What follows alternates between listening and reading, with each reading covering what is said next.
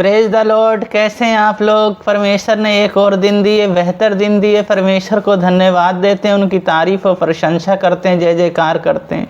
हर दिन परमेश्वर हमें वचनों से अपने भरते हैं और तृप्त करते हैं, क्योंकि वो हमें नहीं छोड़ते और हमें नहीं कभी भी त्यागते।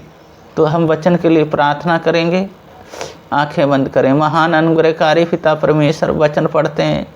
प्रभु जी भेद की बातें, अंदर की बातें बताएं और आपकी महिमा होने पाए।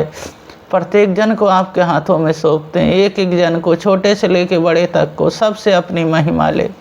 सारा गौरव आदर महिमा आपको देते हैं। उद्धारकर्ता यीशु मसीह के नाम से मांगते हैं, आमीन।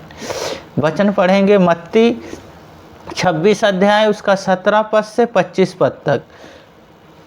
खमीरी रोटी के पर्व के पहले दिन चेले यीशु के पास आकर पूछने लगे, तू कहाँ चाहता है कि हम तेरे लिए फसह खाने की तैयारी करें?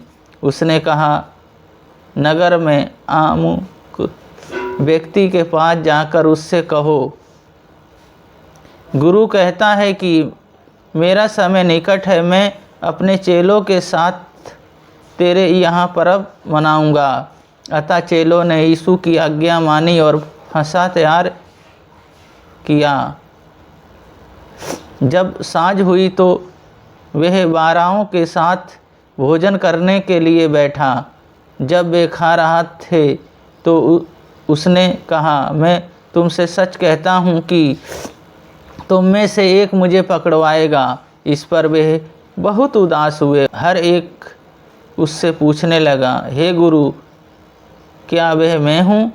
उसने उत्तर दिया, जिसने मेरे साथ थाली में हाथ डाला है वही मुझे पकड़वाएगा। मनुष्य का पुत्र तो जैसे उसके विषय में लिखा है जाता ही है, परंतु उस मनुष्य के लिए शोक है जिसके द्वारा मनुष्य का पुत्र पकड़वाया जाता है। यदि उस मनुष्य का जन्म ही ना होता तो उसके लिए भला होता। तब उसके पकड़वाने वाले यहूदा ने कहा, हे रब्बी, क्या वह मैं हूँ? उसने उससे कहा, तूने कह चुका। इस वचन को पढ़े जाने को परमेश्वर आशीष दें। यीशु मसीह कहते हैं, मेरी आज्ञा मानो। पहली बात, जब हम यीशु मसीह को जान गए हैं तो उनकी आज्ञा मानना है और उनके हमें पीछे चलना है। यहाँ पे यीशु मसीह जी अपने चेलों के साथ फसह का पर्व मना रहे हैं और वो कहते हैं, मैं अंतिम भोज तुम्हारे साथ मनाऊं। और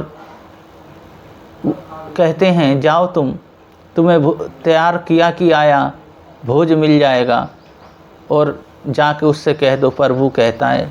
तो वो गए, तो उन्होंने जो भोज तैयार किया गया था उनके लिए, तो वहाँ गए। तो हम देखते हैं आज्ञा जो मानता है और जो आज्ञाकारी रहता है, परमेश्वर उसके जीवन में कार्य करते हैं, उसको और परमेश्वर बढ़ाते हैं। पर वो आज्ञाकारिता जिसके जीवन में उससे प्रेम करते हैं, आज्ञा मानने वाले से प्रेम करते हैं। दूसरी बात है, वो अपने चेलों को तैयार कर रहे थे, उनकी तैयारी कर रहे थे, उनको कह रहे थे, सारी बातें उनको खुल के बताए जा रहे थे। उन्होंने ऐसी कोई बात ना रखी जो उनसे छिपा रखी, सारी बात उन्हें बता दी। तो इसी तरह हम जब इस दुनिया में हैं तो हम भी तैयार हो जाएं।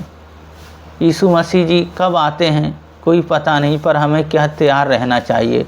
तैयार हो जाएं हम और तैयार करें और तैयार हमेशा रहें और तैयारी हम करते रहें, क्योंकि यीशु मसीह कब आएंगे कोई नहीं जानता। विश्वास योग बने रहें, मजबूत बने रहें और परमेश्वर की उपस्थिति में हमेशा भरे रहें। जब हम तैयार रहते हैं, विश्वास योग बने रहते हैं, परमेश्वर हमें और बढ़ाते हैं। तो इसलिए हमें क्या करना है? विश्वास योग बने रहना है, हम विश्वास में भरे रहना है और विश्वास में बढ़ते चले जाना है। इसमें यीशु मसीह ने जब अपने चेलों के चुनाव किए तो उनके 12 चेलों को चुना उन्होंने, और उन्होंने अलग छांटा, पर उसके अंदर जो एक था वो उसके अंदर पाप आया, उसके अंदर शैतान ने उसके जीवन में कार्य किया, जिसने यीशु मसीह को पकड़वाया। तो कहीं ना कहीं उसके अंदर एक लालच था, कहीं ना कहीं उसके अंदर शैतान कार्य कर रहा था। इसी तरह जब हम परमेश्वर के वचन में बने रहते हैं तो शैतान हमारे जीवन में कार्य नहीं कर सकता। हमारे जीवन में पवित्र आत्मा कार्य करती है और हमें हमेशा अपने सामर्थ्य से भरते हैं यीशु मसीह। तो पहली बात है हमें आज्ञा मानना है और आज्ञा हमेशा हमारे जीवन में हो और आज्ञाकारी हम बने रहें। और दूसरी बात है विश्वास योग बने रहें, मजबूत बने रहें और विश्वास में हमेशा बढ़ते चले जाओ। तीसरा बात है हम तैयार रहें, हमेशा तैयार रहें और तैयारी के साथ रहें। जहाँ पे भी जाएं उस परमेश्वर की महिमा करें और सुसमाचार को सुनाएं और परमेश्वर की योजनाओं को पूरा करें।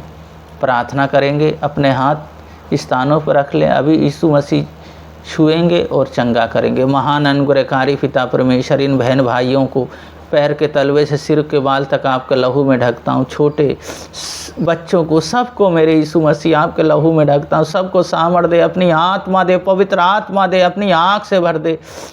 हमेशा प्रभु जी आज्ञाकारी बने रहने पाएँ, प्रभु जी विश्वास योग रहने पाएँ और तैयार रहने पाएँ। और जब आप प्रभु जी आएंगे तो जो तैयार है अपने साथ ले जाएंगे। इसी तरह आपकी महिमा करते रहें, प्रशंसा करते रहें और आपके नाम को ऊंचा उठाते रहें। इनके पूरे घराने को, पूरी फैमिली को, जहाँ जहाँ जाएँ वहाँ वहाँ आप अगुवाई करें, आप सुरक्षा प्रदान करें और प्रभु जी इनसे बातचीत करें। आपका वचन कहता मैंने तुम्हें चुना है, तुम अब अपने नहीं रहे, अब मेरे हो गए हो। हाँ मेरे यीशु मसीह, जब इस दुनिया में रहते हुए प्रभु जी आपके नाम को जानते हैं तो आपकी प्रभु जी इच्छा के अनुसार अपने जीवन को जीने पाएँ। हर दुष्ट आत्मा की शक्ति, बुरी आत्मा, इब्लिश की शक्ति, उस सेनाओं की शक्ति हमें यीशु मसीह के नाम से डांटता हूँ चले जाए, वो कोई कार्य ना करने पाए, आपका अभिषेक कार्य करने पाए। आप जैसा कोई नहीं प्रभु जी, जिनका मैरिज होना कोर्ट केस है प्रभु जी, सब में सहायता मदद करें प्रभु जी, सब इनके पक्ष में होने पाए। बीमारियां चाहे कोई सी भी है प्रभु जी, चाहे शुगर की बीमारी है, पाइल्स है